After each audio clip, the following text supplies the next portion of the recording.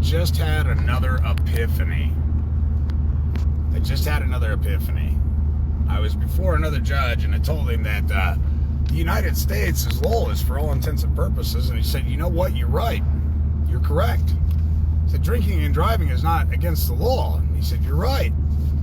And it's not that I condone drinking and driving. I was just pointing out some things. And he agreed with me, and I was so perplexed by it, and I didn't understand. I couldn't quite wrap my head around it.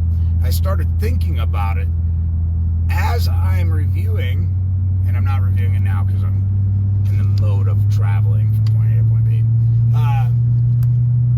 The jury instructions, the judge says, I'll provide you the law.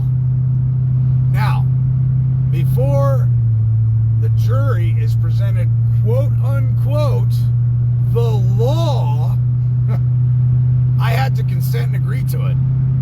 We had to deliberate what was the law and what wasn't. Now, there were some things that clearly got struck from that record, and then they had to revamp it, retype it. And so again, the importance is taking your failures and appreciating them. Failure is part of success.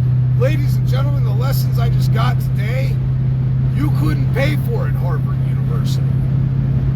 So essentially, when we deliberated over what the law was and what the law is not, I consented to certain descriptions of quote-unquote prima facie law. I consented to it being the law governing or actually governing the defendant, the estate, and I consented to it as agent on behalf of the estate, on behalf of the principal. And that just came to my attention. I wanted to share that with you guys. I'll do a whole rundown on this trial by way of jury because it's very, very interesting. Because the things that I have acquired in my mind from the books and the knowledge read, I'm starting to see things a whole lot different. And this is very interesting. So I'll get back to you guys when I'm done traveling, and I will talk to you guys about that.